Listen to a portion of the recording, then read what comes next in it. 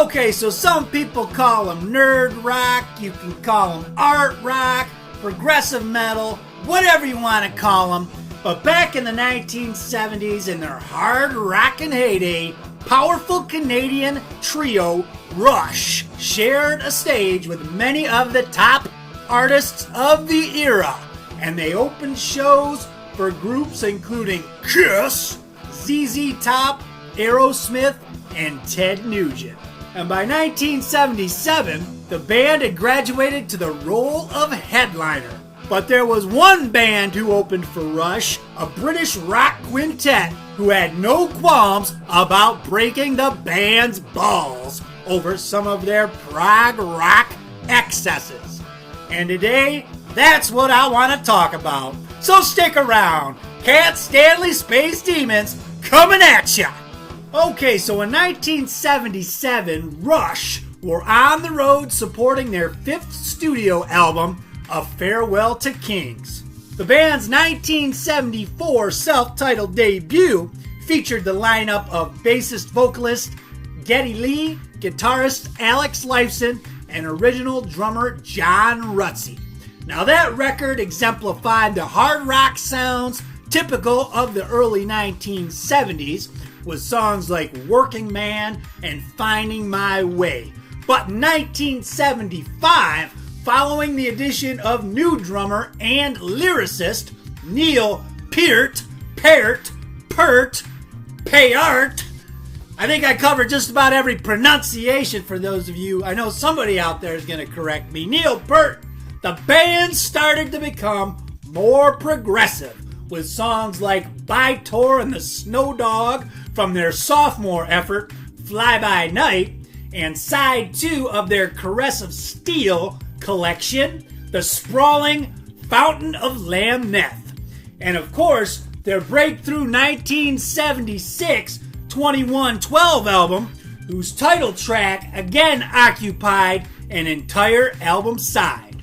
Now, A Farewell to Kings would continue in that progressive direction with 2 prog rock epics, Cygnus X1 and Xanadu, each clocking in at close to 11 minutes apiece. Now, British rockers UFO played a bit more straightforward, less, for lack of a better word, pretentious brand of hard rock. And following the release of their 1977 Lights Out collection, they would open some dates for Rush on that tour in support of A Farewell to Kings.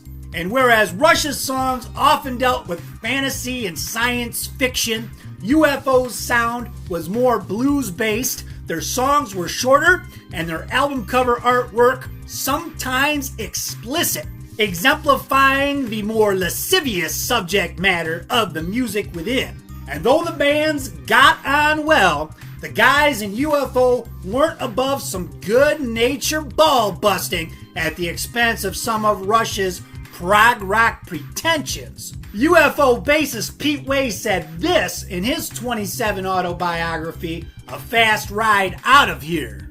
We hit it off with Rush more or less straight away, which was a first for us. They didn't mind if we made jokes about musical stage gear or our extracurricular activities. Alright, enough of the Dick Van Dyke. He goes on to say, but at the time, the 3 of them were playing these elaborate prog rock epics and did step out on stage in Japanese kimonos. In particular, Geddy Lee, their bassist and singer, and guitarist Alex Lifeson were a joy to be around. For years afterwards, I would go round to Geddy's house whenever we were in Toronto. I would have our tour bus park at the end of his road and used to move all the bloody awful Yes albums from the front to the back of his record collection. So Geddy Lee, famously a fan of the prog rock legendary band Yes. So here Pete Way saying that he fucked with Geddy's Yes records. He goes on to say, Geddy once told me that I fell off the stage mid-song during one show on that tour. I don't recall doing so, but it's entirely possible. There were also plenty of unintended theatrics that went on during the Rush show. They would use so much dry ice that Phil and I were able to crawl around on stage unseen while they were playing. Michael and I would also on occasion finish their set off for them. Their road crew would hand us their guitars, and the two of us would bash out the last crescendo of notes from the side of the stage while Geddy and Alex buggered off back to their dressing room. Geddy Lee actually had this to say in response to what Pete Way just said. He said, "You know, to be frank, I don't remember Pete ever coming to visit me at my home in Toronto. I do, though, remember him falling off the stage on 2 occasions on that tour. The second time, the 3 of us in Rush were talking in our dressing room, and Pete's bass just vanished from the stage. It was like, uh-oh, Pete's gone over the edge again." But everybody partied back then. We were all younger and making the most of our opportunity to be out on the road. That tour was my introduction to UFO and their music. They were very friendly, but you couldn't help but notice that they would all be in their cups, shall we say, and before every show, they would pound a few drinks and hit the stage flying.